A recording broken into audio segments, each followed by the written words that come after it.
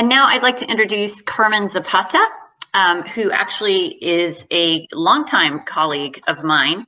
To tell a 2-second story, lured her to the dark side from the contracting world to federal employment several years ago. And Carmen, like Annie, I think will tell you about how she has developed subject matter expertise based on her education, number one, her prior private sector experience, and now helping move us as CISA into more of a data-oriented organization. So Carmen, I'll ask you the same thing. Tell us a little bit about yourself, please, and your personal history and how you came to where you are right now as again, all of our panelists are leaders in CISA. So over to you, Carmen. Thank you.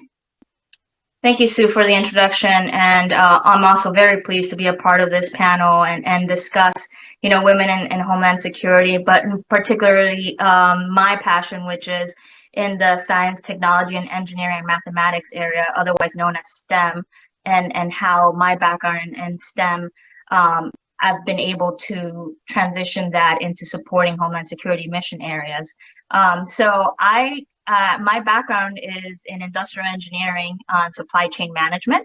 So my degree was really focused in the application of engineering to public policy areas. My master's degree is a combined master's in engineering and public policy. Ever since I was a sophomore in college, I think my goal was really to get into the humanitarian relief efforts, mainly because I was really interested in the work that the Red Cross was doing. And so I told myself, I said, I can apply industrial engineering to humanitarian relief efforts if I specialize in supply chain management, because then I can focus on getting the right things to the people who need them most, right? So I always had this inkling to be in public service, but wasn't necessarily thinking of how that would apply in Homeland Security. How I got into Homeland Security was actually by happenstance. When I first started coming out of my master's degree, I was actually looking at a couple of different areas, right? One was the application of automated information technology for DoD logistics, and the other was at the application of engineering type analysis to help the Department of Agriculture in their response to animal disease outbreaks.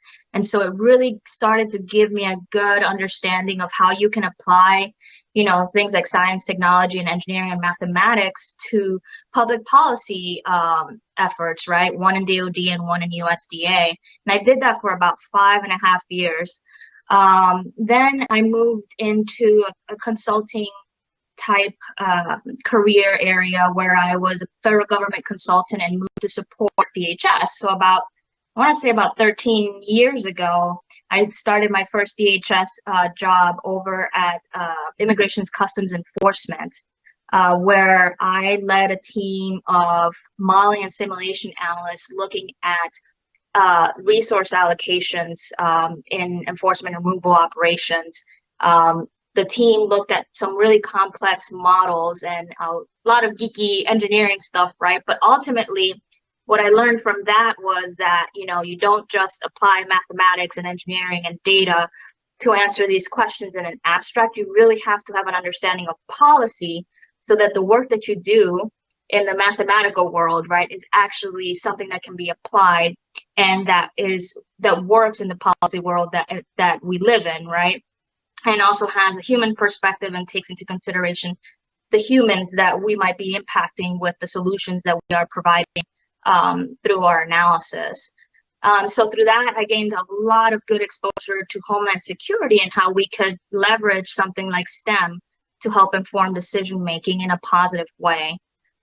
From there, I actually moved to what is now CWMD, Countering Weapons for Mass Destruction, formerly known as the Domestic Nuclear Defense Office, Detection Office, Domestic Nuclear Detection Office, where I led a team of system architects who looked at modeling how we would allocate nuclear detection assets to ensure that we were protecting our domestic homeland, right?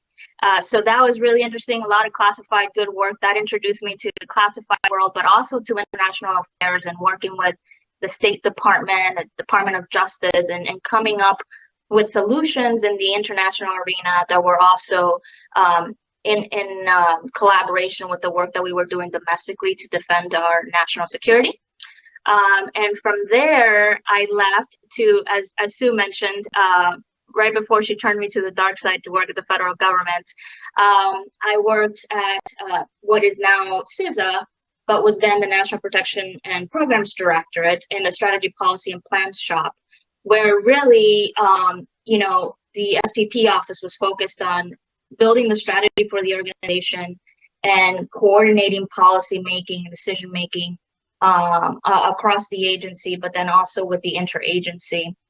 So when I came in to support Sue in that area, my focus was not so much from the policy perspective, but how could I use analytics to help improve the operations internally of the organization so that we can then build the team that we needed to build out the strategy, the policy, to ensure that we were maintaining all our doctrine in a way that we could access it and reference it as we needed as we built these policies, and just essentially working on mission effectiveness or operational improvements for the organization, understanding where the team wanted to go or needed to go as an agency with respect to policy and decision making. So I would say that kind of led me into understanding a little bit more about the CISA mission space and Homeland Security when it came to critical infrastructure and cybersecurity. But what I really found in that first gig that I had with Sue at MPPD was that really my passion is in the data world. And while I was focused on making sure that the team and operational efficiencies were there, I really wanted to get back into data analytics. And so an opportunity came about within PPD at the Office of Cyber and Infrastructure Analysis, OCIA, which is today known as the National Risk Management Center, came about to lead a team of modeling analysts. So I asked Sue, hey, does this make sense, right? Like, I really enjoy the policy world, but, really, I think I can have some impact in modeling and simulation in terms of doing analysis that will better inform the understanding of what our risk vulnerabilities are, not just in the cyber world, but in the physical security world. And so Sue really was one of those mentors that helped me take a leap of faith and go into the federal government. I think, what I've learned is that there's very big differences sometimes between the work that you might do in the private sector and then going into federal government. I certainly was one of those that was new to the federal government, had been doing consulting and private sector for about 13 years. So making that shift was something that I was a bit apprehensive about, but I'm glad I made the leap. I led a team of modeling and simulation analysts for about a couple of years, and then I went ahead and then moved on to be the Deputy Associate Director for Analysis at the NRMC. Overseeing, a group of teams. One was a team that I stood up, which is the data analytics branch of the NRMC, that focuses on analytics, building tools and capability, R&D, to answer some of the questions that we have in terms of identification of vulnerabilities, identification of threats and hazards, how we can mitigate those threats and hazards based on, modeling and simulation or analytics or data that we have. And I think if one of our colleagues over at IOD might have mentioned some of the work that IOD and the team across CISA is doing around geospatial analysis. So that's some of the work that we partnered on at the NRMC. And we also do some of that work now here at ISD. So I learned a lot about that. I just recently came on board at Infrastructure Security to help with building out a more robust data analysis, research, and technology function or capability within the organization to meet our strategic intent as an organization. So ISD, has 4 core functions that I'll mention briefly. One is assessments and analysis, which is a lot of where my work is really focused, given my background in engineering. The other is in providing expertise and guidance, which is to coordinate policy, strategy, guidance, standards for infrastructure security and resilience, building capacity with our stakeholders through technical assistance, training, planning, and exercise services, and then conducting security operations to protect our high-risk critical infrastructure. This includes some of the work that Annie talked about earlier in terms of, for example, chemical security regulations and security standards for our federal facilities, and then also supporting some security events and national incident management. So in these core functions, one of my main focus areas in the data analysis, research, and technology world is to help build the next generation of web-enabled infrastructure for security risk management, so that we can support information sharing and decision support tools. So doing all kinds of fun, crazy analytics, but then being able to put that in a platform and in a way that is digestible by all our partners, right, in terms of decision making to make sure that we are protecting the homeland. And the other is to build out a data governance program, to ensure that we are gathering the data that we need in the way that we need, so that we can support things like modeling, simulation, and the analysis, so that we can have data-driven decision making for the organization. So I've got, quite a big portfolio and building this capability for ISD. But it's quite the exciting space, particularly for me in the research and development world. So I've been working a lot with the interagency, particularly within DHS, with our science and technology counterparts, to look at opportunities for doing R&D. So looking not just at the capabilities that we need today, but in the out years, 10, 20 years, based on the emerging threat landscape, what are the capabilities, what are the analytics, the tools that we need to better inform, to make decisions today, right, to defend tomorrow, right? So secure today and defend tomorrow is one of our mottos here at CISA. So always looking from the analytic perspective on how we can do that by building capability and tools. So that, in a nutshell, is what I do here. Is I'm looking at my background in industrial engineering, but not focused so much on the engineering aspect, but more on how can my STEM background support Homeland Security, right? So oftentimes I think I felt a little bit like an oddball coming into Homeland Security as being the engineer. I'm often surrounded by folks that come from backgrounds in public policy and international affairs, and I always felt, well, I'm just the engineer, and what am I doing here, right? But I think that our powers combined, we all bring some really good value to the mission space. And I think, oftentimes I personally was a little bit concerned that I was coming into an area where policy wasn't necessarily my strong suit, but I found a way to connect both policy and engineering in a way that is supportive of the mission. So I encourage anyone who's watching this series that might be interested in the STEM world to think about the possibility of what you can do in this mission space, because I think the possibilities and the opportunity. Annie and Carmen, same question to you. What do you like most about your job at CISA? What makes you want to jump out of bed and probably stay in your pajamas, except for face up on camera these days, and get to work? Yeah, I think my answer is not so different from Annie's there. I think, in my previous discussion with you, Sue, I mentioned, the beginnings of my passion that led me into Homeland Security right when I was in college was that I really wanted to get into humanitarian relief efforts.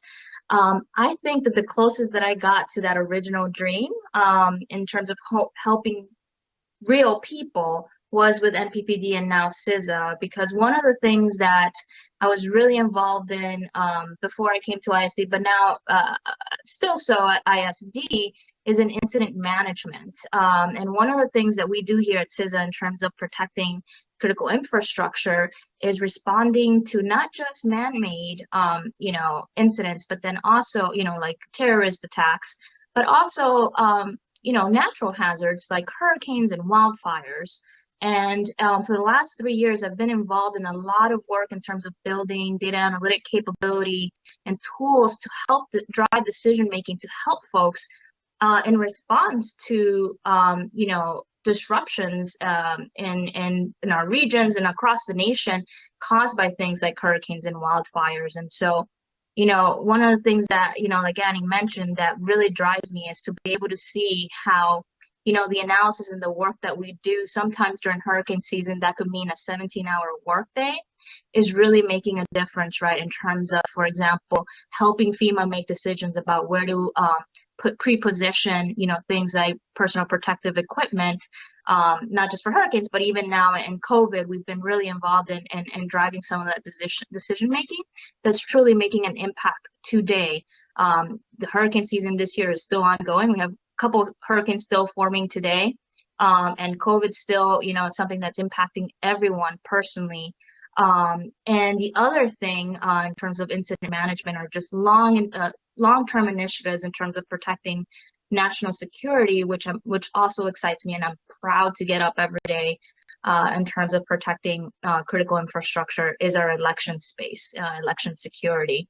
The current election has really put CISA at the forefront of, election security. And I think that makes me want to get up to, every morning to say, hey, this is a mission space that's really important in protecting our nation, making sure that we are protecting everyone's right to vote and ensuring the security of that democratic effort. So we're doing so much cool work, and like Annie said, we're forging new paths every day, but every day we're helping the nation build capability and capacity to do that. And looking at hurricanes, wildfires, election security, COVID response, CISA has been at the forefront a lot of that work, and it's exciting to me. I'm a data analytic geek, and I'm always up for a challenge. And so to me, being in a new space and trying to solve those problems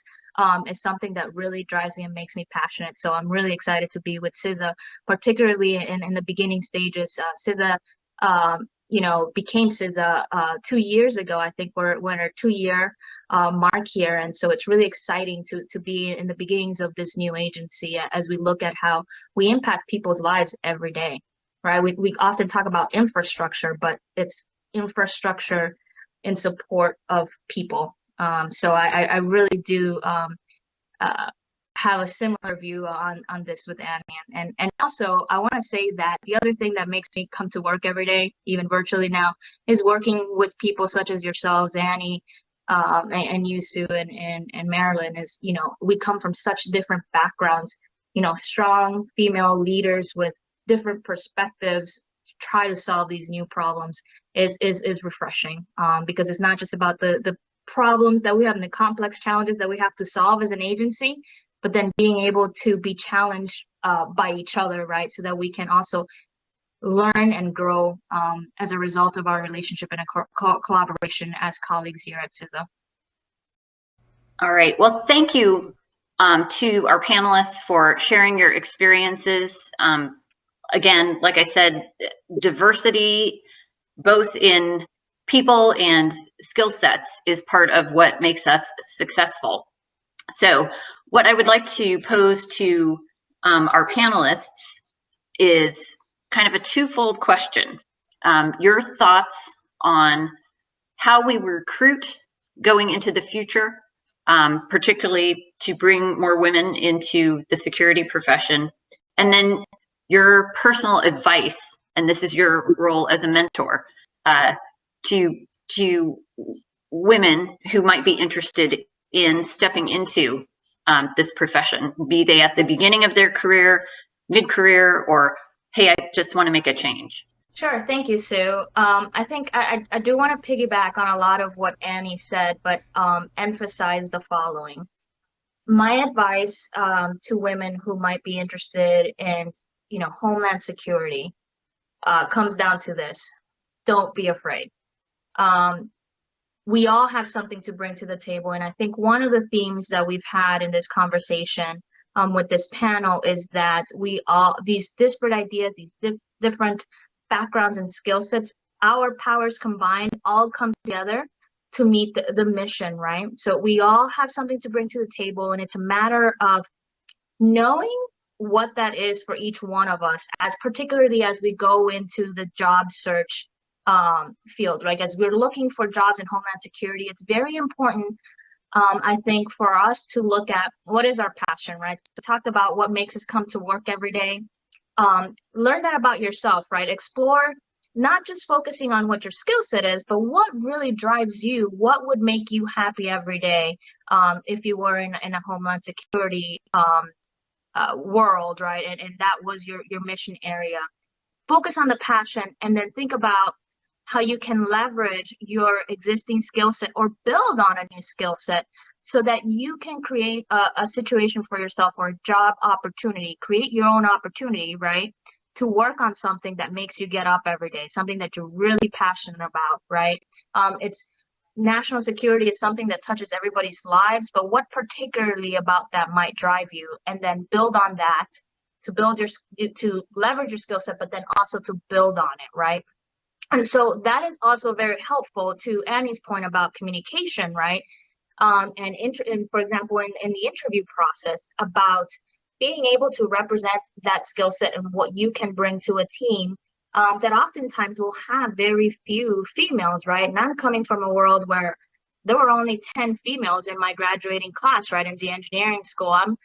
Being in the STEM world, it's a world where very often you will see very few females, and you will see very few females in the management world. So it's been challenging, particularly for me, as I go into job searches or interview, and even as a leader now within Homeland Security, to navigate that world where you have to be assertive and with your thoughts and ideas that sometimes could be very different from your male counterparts or even a wider audience, right? And so I would say that the communication piece is really important, particularly in an interview, but then also throughout your career.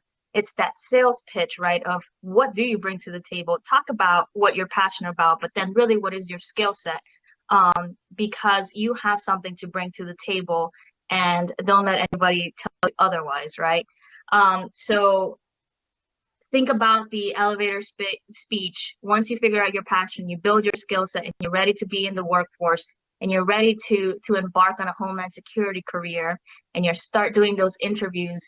Be ready to really represent yourself proudly on what you can bring to the table and how you're different from everyone else. Being different is cool too, right? Being different means that you're able to challenge and maybe create a new path that might be even better. So don't be afraid to explore and forge new pathways, to use the term that Annie brought up earlier. Because you can be one of those trailblazers and forge a new path. And in STEM, I think for folks out there, I'm going to say this again, I think that women in the STEM world have a lot to bring here and forge new paths, find new methodologies, new analytic methods that we can apply to answer questions that we haven't even scratched the surface of, right? How can we apply machine learning, artificial intelligence to solve Homeland Security questions? I mean, that's really cool stuff that I think we've started to scratch the surface of, and I think women can bring a lot there, and we should not hesitate from jumping head first into the Homeland Security mission with that skill set.